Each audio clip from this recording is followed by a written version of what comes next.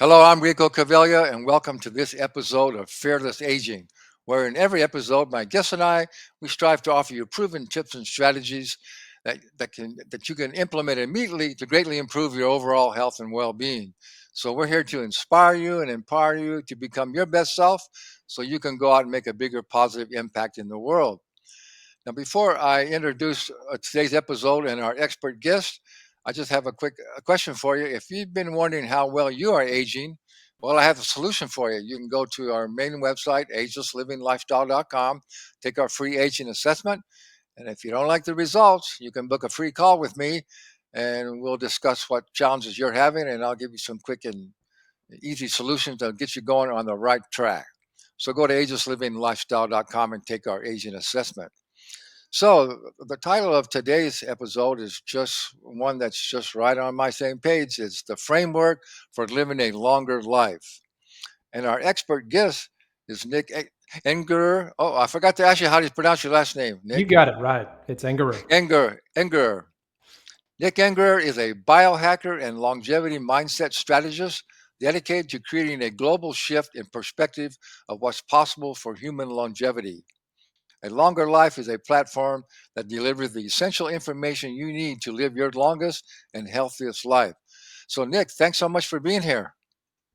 Rico, this is great. I was so looking forward to speaking with you. And in the intro discussion we had, I said to you, and I meant it, I was like, I want to be you when I grow up. I think that, in terms of the longevity mindset I want to talk about today, you're living it. And as are many of the guests that you've had on this show.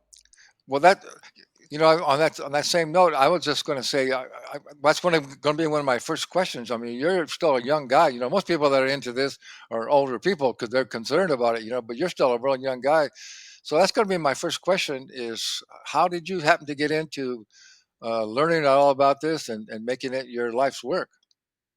I've always been interested in health. I've always had a bit of a penchant for that, a bit of interest since a young age.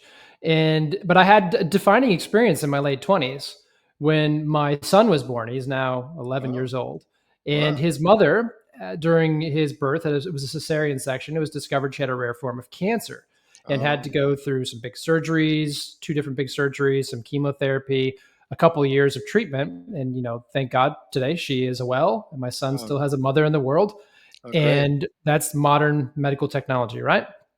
And I had two other friends, same thing, late 20s, get cancer that same year. So it Wow. was a real strong call to me about the mortality, reality of mortality, even in your late 20s. And not many people get that till they start to get later in life. Right. But I got it early.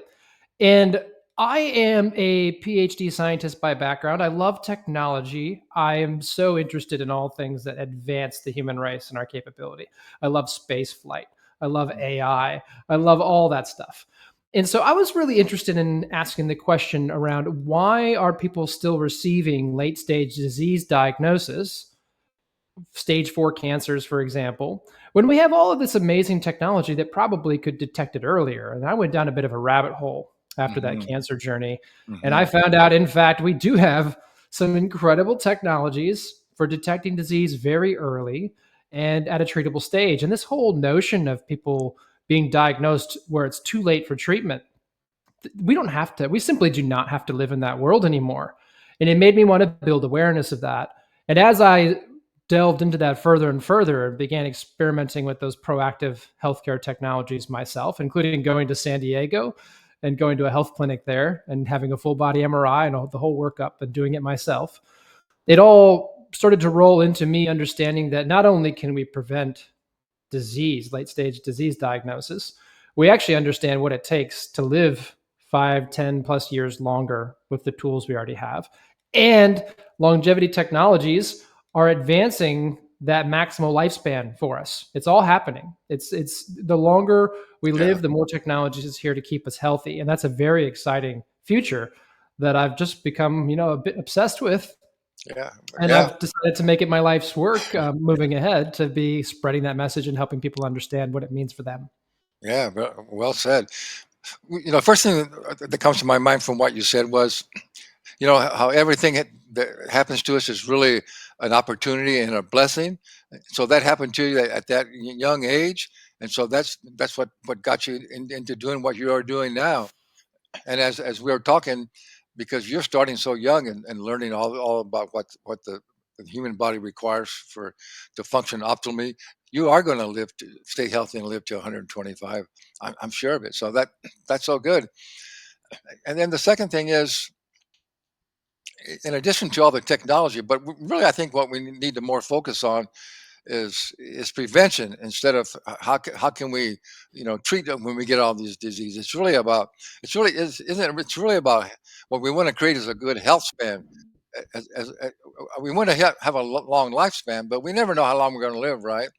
But what we want to do, as long as we're alive, we want to be healthy and energetic and be able to do whatever we want to do. So it's really about creating a health span. I couldn't agree more, and I think that that's the real thing that we know how to change right now. And in terms Exactly. of extending maximal human lifespan, there's still some basic science in that. There's new technology that needs to be developed for that. But in terms of extending our healthy years on this planet, disease-free healthy years on this planet, we can add 5 to 10 years more healthy life with the things we know now, with the resources we have now. And that is a huge part of what I speak to at A Longer Life, in that 4 part framework that you mentioned at the opening that I've built to help simplify and guide people, because this journey can be quite overwhelming. Being able to focus on the lifestyle factors you can change to get those 5 to 10 extra healthy years. The earlier you start, the more you can get, but it's never too late to start. Yeah. We have only come to really understand that in the last few years, that that's how it works, through Yeah. understanding the science of epigenetics. Right. Yeah, that's exactly right. Well, before we get into what you have to offer, I know you have a free a course that we'll let people know. So be sure and stay to the end, and because Nick's got a really good free course that you can take on his website, and I think you'll really enjoy that. It's going to be really helpful for you. And the four things that what I looked up on your website you offer is risk profile, managing your risk, optimizing your lifestyle, and leveraging longevity technology. So we're going to talk all about each one of those things. But before we do, I just want to ask you, why do you think that it's so important for people to stay healthier and live longer? I think at the core of it, if we really boil down to what the value is, that the personal values for me, it's that I've seen firsthand the human suffering that Mhm. results from late stage disease diagnosis, as I've shared.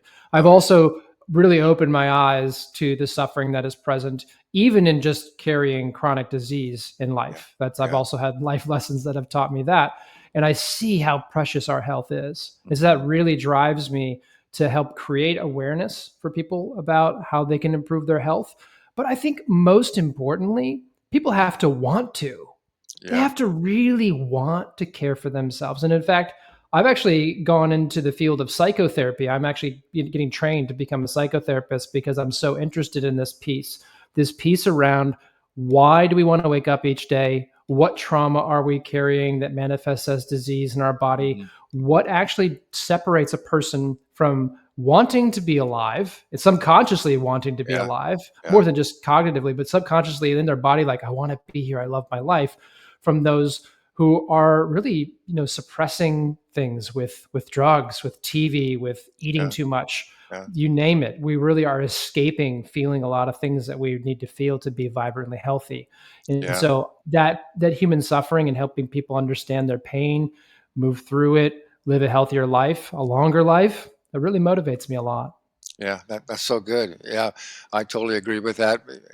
One thing though, what I want to add to that, one thing that I've come up with is why, and it's one of the messages that I like to get out to people is another reason, other just than for obvious reason, for your own enjoyment of your life and fulfillment of what you want to accomplish on this planet, is that we need more people as they age.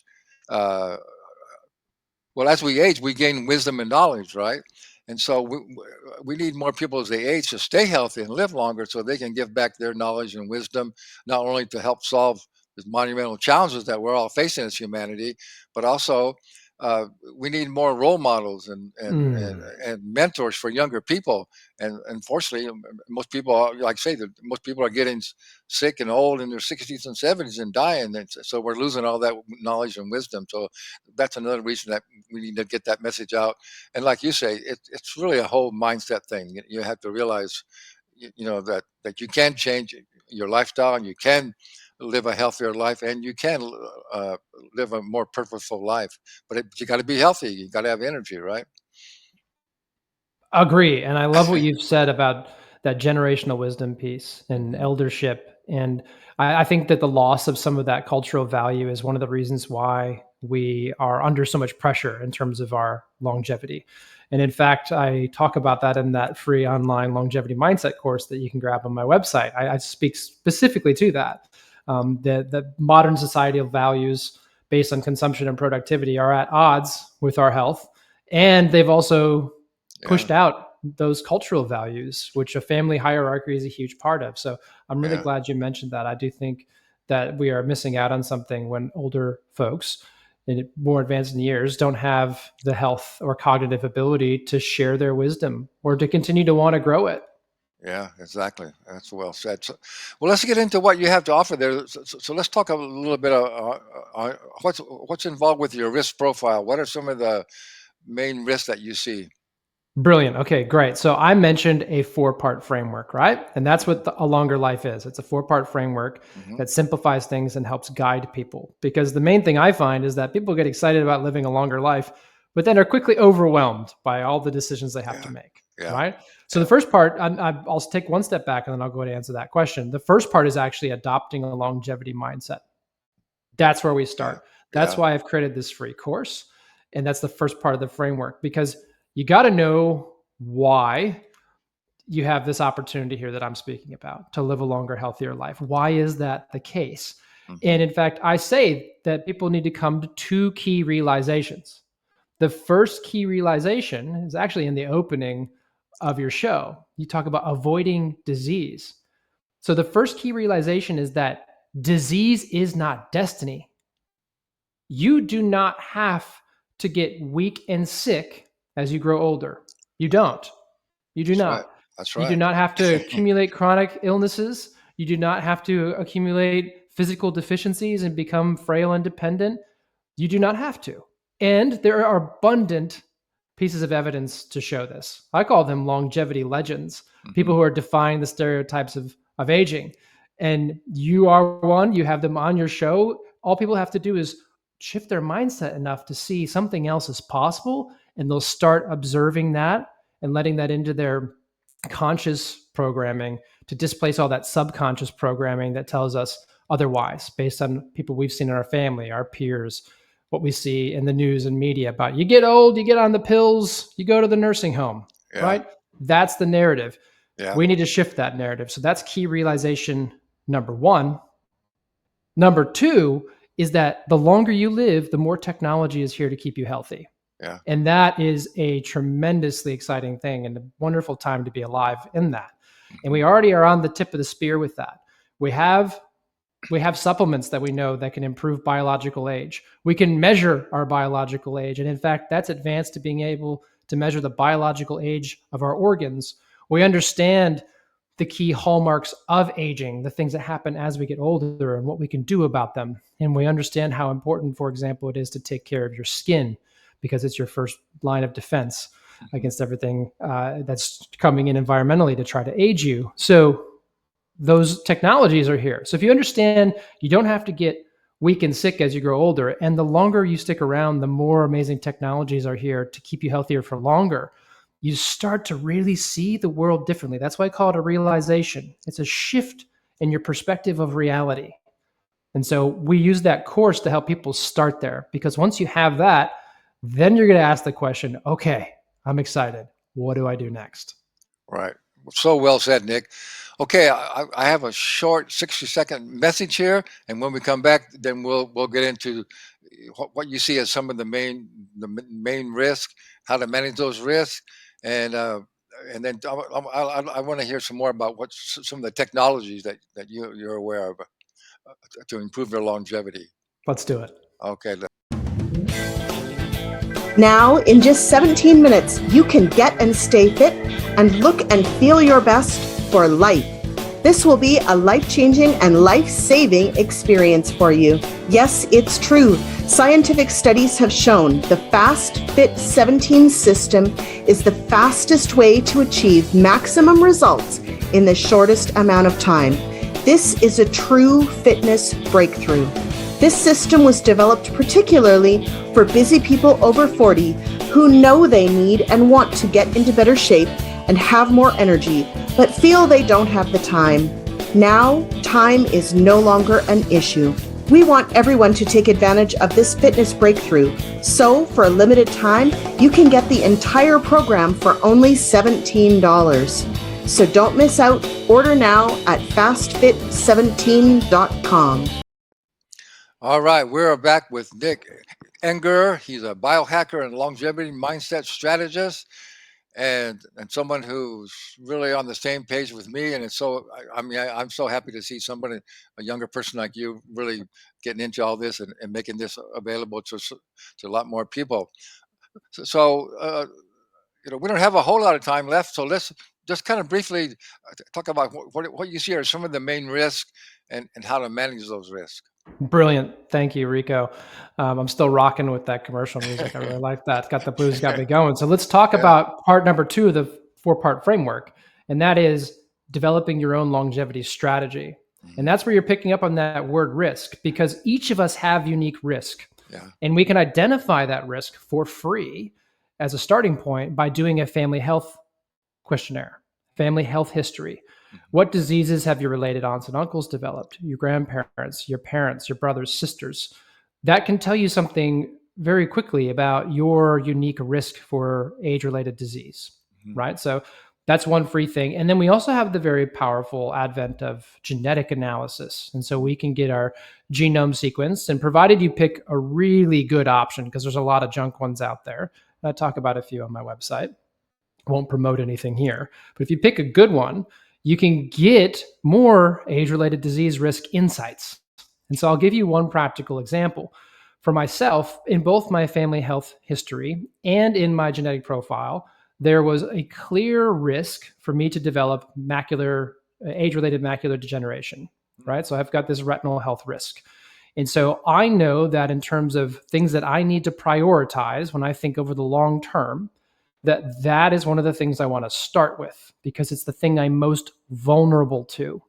So if you were to walk down the aisle of your favorite supplement store, or at the grocery store, you're at Walmart, you're at Whole Foods, wherever, you're walking down the supplement aisle, and you had to make the choice, like, okay, what supplement am I going to start with in this aisle? This simplification is key, because now if you're me, you know I need to go to the eye health section and look for some zeaxanthins, some carotenoids, and I'll take those. And I know that's a good choice for me to do over the long term, over decades of time, to support my eye health, because that's a key risk that I have. That's a key longevity risk that I have. It's going to be different for every person, but you have to simplify this overly complex problem. And that's what developing your own unique longevity risk profile helps you do. It helps you identify the critical places where to start and how to start investing your limited time, energy, and money. Wow, that's so good. You say that, I think that's brilliant. Really good, Nick. That's so good. So that's such an important thing to really know. Really what's going on, and know what risk you have, and then you can take the appropriate action. And as you were saying earlier, there's no lack of knowledge and information these days of how we can really improve our health or take care of our health. So it's all about stepping up and getting the knowledge and then actually applying it. So let's talk a little bit about some of your main ideas of what one can do to optimize your lifestyle. Yeah, fantastic. So that's the third part of this 4-part framework. It is longevity lifestyle factors. And so there are 5 of them as I break it down. There's a couple different ways to think about this, but when I simplify it, I break it down into nutrition, fitness, sleep, mental health, and environmental factors. And environmental factors, that means like the water you drink and the air you breathe. And so we have learned through the science of epigenetics, I mentioned that earlier, that your genes are actually not your destiny. So what I just mentioned about the age-related macular degeneration risk for me, that means that is a key risk that I have, but risk can be managed. Risk does not mean it will happen. It means that it can happen, may probably happen. However, there are things we can do to manage that risk to reduce it. Another really famous example was the actor Chris Hemsworth. He went on this docuseries he made called Limitless with Dr. Peter Attia and revealed he has a double ApoE4 variant, which means he is in the highest risk category for developing Alzheimer's. If he does the right things with his lifestyle factors starting earlier, and he's in his 40s, he starts now, he can actually reduce his risk to nearly that of somebody who has average risk, all the way from the top risk down to average risk, because he's adjusted his lifestyle factors. A very powerful illustration. And so the thing that we have learned that's key is that we have our genome, we have our genetics, but our genetics are actually controlled and expressed by our epigenome, which is this regulatory thing. It's the way it controls how our genes are expressed. It's how you can have the same DNA in all your cells, but you have different cells: skin cell, eye cell, liver, heart, intestinal wall. The epigenome tells the cell what to be and organizes that information. And when you do resistance training, lift weights, when you do aerobic training, you're running or on the erg or you're going for a vigorous hike, you are telling your body to be stronger. And when you tell your body to be stronger, it hears that, it adapts, and it becomes stronger because of the epigenome. And we do that with nutrition, we do that with our sleep, we do that with our fitness. All those things I mentioned are telling your body to be more robust and to stay healthy. And if you keep doing that, your body will listen. It's an amazing, amazing potential within you that you're continually unlocking. And you can keep doing all those things I mentioned at any decade of life, and it will continue to provide you with those benefits. So well said, Nick. Really, really well said. Yeah, no question, no question about it. It's when I first wrote my very first book called Ageless Living, that's what it was all about, to make people aware, to realize that, as you said, uh, how healthy we're going to be and how long we're going to live is our genes play only a small role, maybe 10-15%. And as you said too about epigenetics, our genes are affected and altered by our external environment and our internal environment. Also, as you said, we talked about too, one of the most important things is your mindset, what you're thinking. If you're buying into that mainstream narrative that everybody's going to get old and sick and die in their 70s, well, that's what you're going to create. That's what your body, as you said, your body's listening. That's what your body's going to create. So all the things you're talking about, you're just so right on. So we just got a couple of minutes left. So talk a little bit more about some of the latest longevity technology that you think is really valuable. Right. So this is part 4 of the framework, and it's where everybody wants to start because they get excited about longevity and then they get advertised to on Instagram and Facebook and all the rest, and they just start buying things because they want to do something for their health. This is why I say, no, go back to the mindset, then work on your risk, then work on your lifestyle, and then you can spend your money. Okay, let's talk about the fun things you can spend your money on. There's some tremendous examples. There's too many to go through here. I'll give you a couple that have some great evidence. One really powerful example is red light therapy. There are decades of research behind the biology of red light therapy. You can use that to have more youthful skin. You can use that to reinvigorate, even help regrow cartilage in joints and repair injuries more quickly. And you can use it to be generally supporting your health to be all more youthful because you're actually re-energizing your mitochondria in the very simplest sense. Mm-hmm. So somebody who does all the right things with red light therapy will have health benefits and longevity-derived benefits, health span benefits, over somebody who does not do those things. We have really good evidence for that. It's an example of a longevity technology, and those things are improving all the time. I talk about some really cool ones on my website. Another really great example is just being able to measure your biological age or how fast you're aging. In fact, I work with a company called True Diagnostic, and I visited their laboratory last year in Kentucky, and they can actually measure the individual age of your organ systems. They can tell you how old your brain is biologically, your lungs, how old they are biologically. And that begins to give us the opportunity to target improving the biological age of places where we're lagging behind, and know we're doing the right things for places where we're well ahead. So there's many other things we could go into. Yeah. Supplements are a great one. And Yeah. I've done some what I call self-experimenting, which is where you try something new and you measure before and after with those biological age tests, and you can figure out if something works for you. For example, I took calcium alpha ketoglutarate for a year. I improved my biological age by 3 years using 3 different biological age tests. Really Wow. good evidence that that's a great supplement for me to keep taking. So there's an Wow. exciting world here. Yeah, absolutely. Well, Nick, we're just about out of time. I want to thank you so much, not only for being here, but what you're doing. You're doing some great work, and I really appreciate all the things that you offer our audience. But so be sure we'll put how you can connect with Nick and get his free course. And so I You can always just end all of it. web search my name, Nick Engerer. Yeah, You'll find me. yeah. Well, it'll be in the show description. Great. So as always, I like to end all my shows with Einstein saying, "Knowledge without action is useless." So we give you a lot of good information, but you got to take action on it. So thanks very much for being here. My pleasure.